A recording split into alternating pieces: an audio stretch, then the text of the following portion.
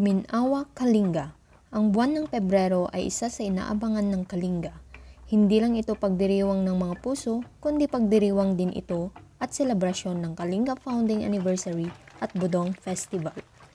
Pinagdiriwang ang Kalinga Founding Anniversary at Budong Festival sa buwan ng Pebrero 6 hanggang 20 ng taong 2023.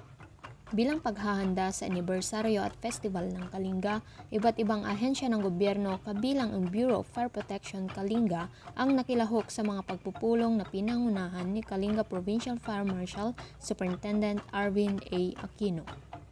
First aid at medical assistance ang nitalagang gawain ng BFP Kalinga. Kaya hindi nag-atubili ang Provincial Fire Marshal na pulungin ang mga Municipal Fire Marshals. Nagtalaga ang Provincial Fire Marshal ng mga BFP nurse na galing sa iba't ibang fire station bilang standby medics sa harap ng Kapitolyo ng Kalinga kasama ang DOH, Red Cross at PDRRMO.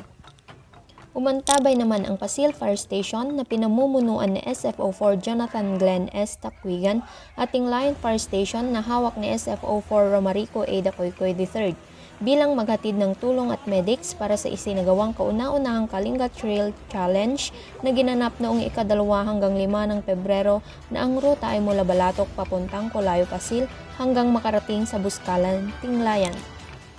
Sa opisyal na pagbubukas at simula ng pinakahihintay na selebrasyon ng 28 Kalinga Founding Anniversary at 4th Budong Festival noong ika-7 ng Pebrero, ang mga personalidad ng BFP Kalinga na pinamumunuan ni Superintendent Arvin A. Aquino ay dumalo sa nasabing kaganapan. Sinimulan ito ng ayag o ringing of church bells at misa para maging maayos ang daloy ng pagdiriwang. Nagkaroon din ng Budong Bike Fest para sa lahat ng mga bikers na ang ruta ay sa Capitol Grounds hanggang Awichon Cultural Village, Lubuagan, kung saan umalalay at naging medics ang mga kasamaan nating EMS ng Tabuk City Fire Station. Umantabay naman ang Lubuagan Fire Station na pinamumunuan ni Acting Municipal Fire Marshal SFO3 Reynold M. Telado sa Pusway, Dangoy, Lubuagan na dadaanan ng mga bikers. Nakilahok din ang Tabuk City Fire Station bilang representative sa photostatic display na ginanap sa Capitol Ground noong February 13. Tampok dito ang mga firefighting equipment at mga gamit sa pagresponde ng mga BFP. Ipinapaliwanag din ng mga personalidad kung saan gagamitin ang mga ito at pinamalas din ng mga BFP ang Rosenbauer fire truck at ang bagong ambulansya. Nagbigay kasiyahan din sa mga bata at matatanda ang paglabas ni Berong at Berang na pwedeng kuhanan ng larawan. Kasabay nito, bumisita at naging panauhing tagapagsalita sa 28th Founding Anniversary at 4th Budong Festival ang Vice Presidente at Sekretarya ng Edukasyon na si Honorable Sara Z. Duterte. Ang personalidad ng BFP Tabuk City ay nag-standby sa pagdating ng Pangulo sa Kalinga Provincial Police Office at ang personalidad ng OPFM Kalinga ay kabilang sa Luminawa Medical Team na nakaantabay naman sa loob ng Kalinga Gymnasium kung saan gaganapin ang programa.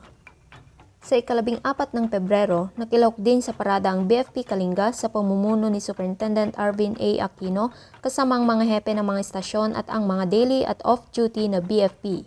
Si Senator Amy R. Marcos ang naging panauhing tagapagsalita sa araw na iyon.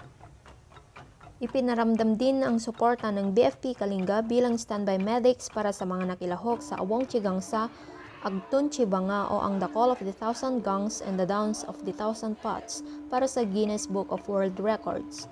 Kasama rin dito ang fire truck ng Bolanao Fire Substation na umistambay para sa ginanap na fireworks.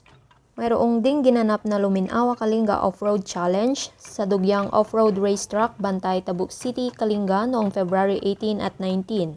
Ang Tabuk City Fire Station na pinamumunuan ni Senior Inspector Ronald P. Rivera ang naging medic sa nasabing off-road challenge. At bilang advokasya at pasasalamat ng ama ng Kalinga na si Gobernador James S. Eduba, nagsagawa siya ng blood donation drive sa Kalinga Astrodome, Capitol Hills, Bolanao, Tabuk City, Kalinga.